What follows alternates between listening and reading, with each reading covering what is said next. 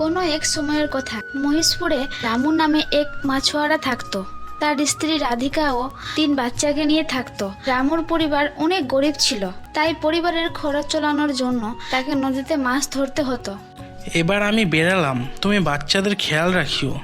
রামুর বাড়ির পাশে একটা বড় ও সুন্দর নদী ছিল। সেই নদীতে দূর দূর থেকে মাছুয়ারা মাছ ধরতে আসতো আর সেখানেই মাছের ব্যবসা করত। এইভাবেই রামু প্রত্যেক দিন 7 থেকে 8টা মাছ ধরতো আর বাজারে গিয়ে বিক্রি করত। এইভাবেই রামু তার পরিবারের খরচ বহন করত। এতেই তার পরিবার সন্তুষ্ট ছিল।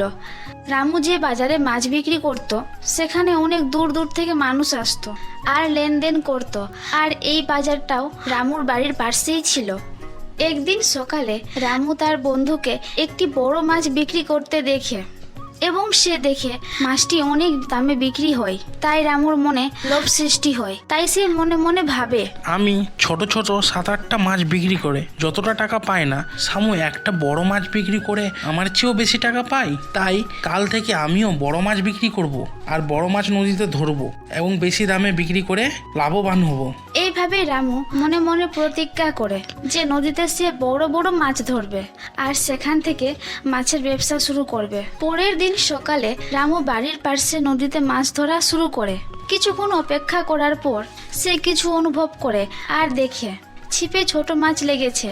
তাই সে মন খারাপ করে, কিন্তু সে মনে মনে ভাবে, আচ্ছা, কোনো ব্যাপার নাই, এখন তো পুরো দিন বাকি আছে, তাছাড়া একটাই তো বড় মাছ ধরতে হবে।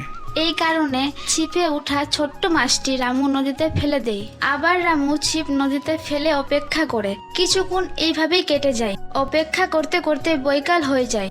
তখন রামু বুঝতে পারে ছিপে কিছু একটা বড় জিনিস লেগেছে। রামু খুশি খুশি ছিপ নদী থেকে তুলে আনে আর দেখে আবার সেই ছোট মাছ উঠলো। আবার রামু বলে, একটাই তো বড় মাছ ধরতে হবে, তাই আবার পাতায় ছিপ, এবার তো পেয়েই যাব বড় মাছ।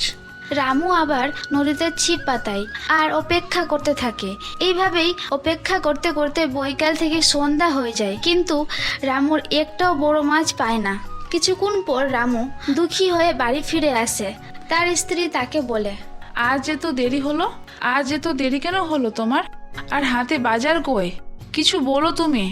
রামু মন খারাপ করে তার স্ত্রীকে সব কথা বলে। রামুর লোভের কারণে তার পরিবার সেদিন না খেয়ে রাত কাটায়। এই থেকে আমাদের শিক্ষা নেওয়া উচিত, জীবনে যেটাই আছে সেটাতেই সন্তুষ্ট থাকা উচিত। এই যে বাচ্চা, এদিকে আয় আর বল, এখানে কটা চিকেন লেগ পিস আছে? এখানে তো 4টা চিকেন লেগ পিস আছে। বাহ, তুই তো বেশ ভালোই বুদ্ধিমতী। ঠিক আছে, একটা লেগ পিস নিয়ে যা তুই এখান থেকে।